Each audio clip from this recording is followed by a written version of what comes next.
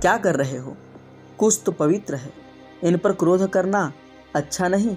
जो कष्ट पहुंचाए उसे जीने का हक नहीं, उसे नष्ट करना ही पुण्य है। लेकिन कुछ तो नष्ट नहीं होते, अवसर पाकर फिर फैल जाते हैं। नहीं, मैं ऐसा नहीं होने दूंगा। इसकी दोबारा होने की सभी संभावनाओं को जलाकर राख कर दूंगा। शत्रु को निर्मूल करने पर विश्वास करता हूँ मैं। बालक के पैरों में कुश नामक घास चुभी थी, अतः उसने कुश को ही निर्मूल कर दिया। खोद खोद कर उसकी जड़ों में मठा डालकर बची खुची छोटी छोटी जड़ों को भी जला दिया था उसने। योग्य आचार्य ने बालक में छिपी संभावनाओं को पहचान लिया था।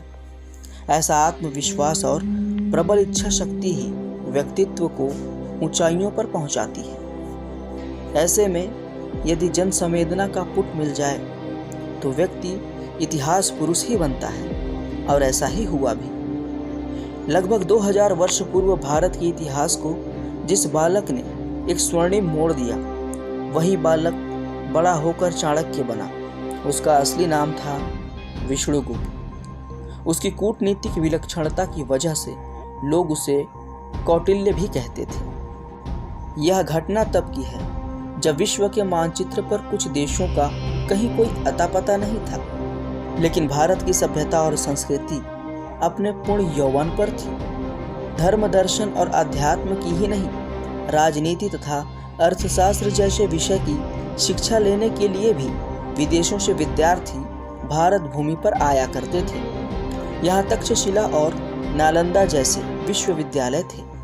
आचार्य चाणक्य तक्षशिला में राजनीति और अर्थशास्त्र के आचार्य थे।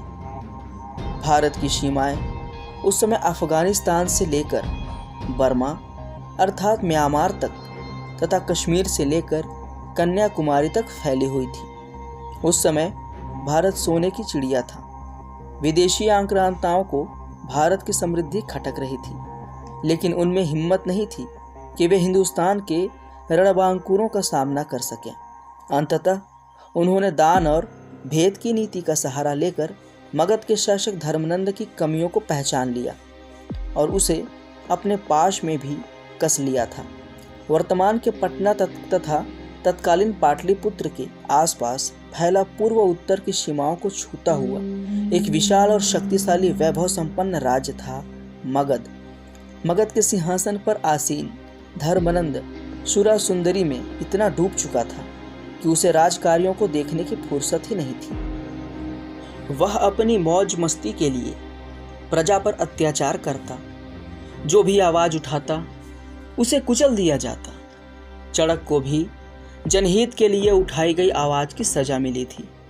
उस महान आचार्य को मौत के घाट उतार दिया गया था। एक एक करके हुई हृदय विदारक घटनाएं चाणक्य पुत्र चाणक्य के हृदय में फांस की तरह धंसी हुई थी। एक दिन जब राज्यसभा में समूचे आर्यावर्त की स्थिति का विवेचन करते हुए चाणक्य ने मगधराज धर्मनंद को उनका कर्तव्य याद दिलाया तो वह झुंझला उठा।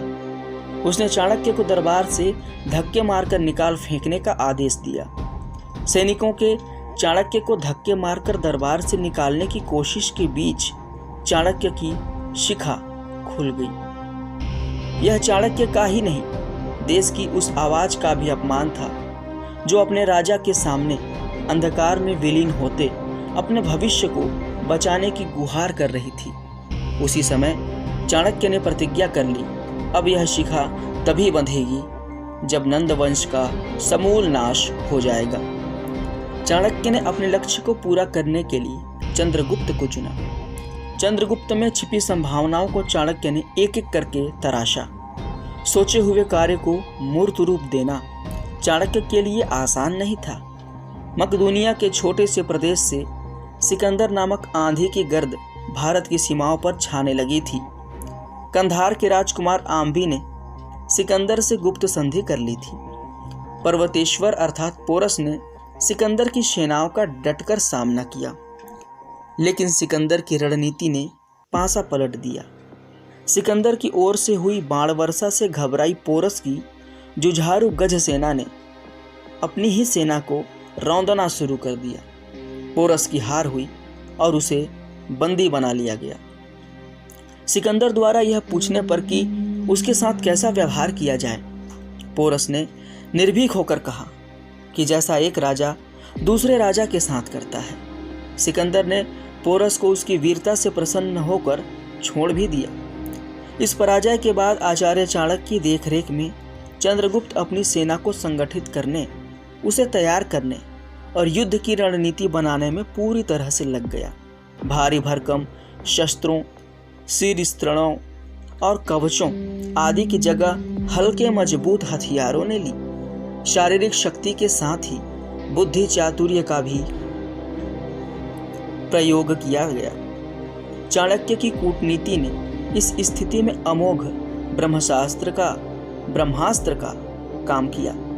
कौटिल्य ने साम, दाम, दंड एवं भेद चारों नीतियों का प्रयोग किया और अपने लक्ष्य को प्राप्त किया। नंद वंश का नाश हुआ। चंद्रगुप्त ने मगध की बागडोर संभाली। सिकंदर के सेनापति सेल्यूकस की बेटी हेलन का चंद्रगुप्त के साथ विवाह हुआ। धर्मनंद का प्रधान अमात्य राक्षस चंद्रगुप्त का महाअमात्य बना। एक बार फिर से भारत बिखरते बिखरते बच गया। सिकंदर नाम की आंधी शांत होकर वापस अपने देश चली गई। भारत की गरिमा विश्व के सामने फिर से निखर कर सामने आई और चाणक्य उसने निर्जन एकांत में राजनीति के पूर्व ग्रंथों का अवगाहन कर उसमें अपने व्यक्तिगत अनुभवों का पुट दिया और अर्थशास्त्र पर एक महत्वपूर्ण ग्रंथ लिखा, कौटिल्य अर्थशास्त्र।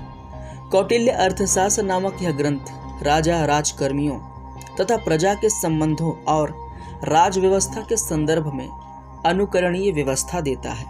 कुछ विद्वानों ने चाणक्य की तुलना मैकियावेली से की है, लेकिन भारत के प्रथम प्रधानमंत्री पंडित जवाहरलाल नेहरू इस बात से सहमत नहीं थे।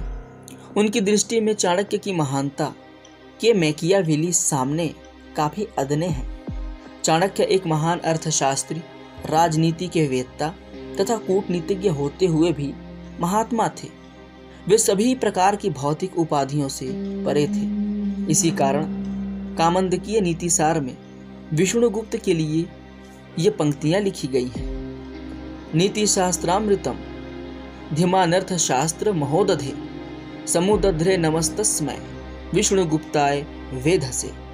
जिसने अर्थशास्त्र रूपी महासमुद्र से नीति शास्त्र रूपी अमृत का दोहन किया, उस महाबुद्धिमान आचार्य विष्णुगुप्त को मेरा नमन है।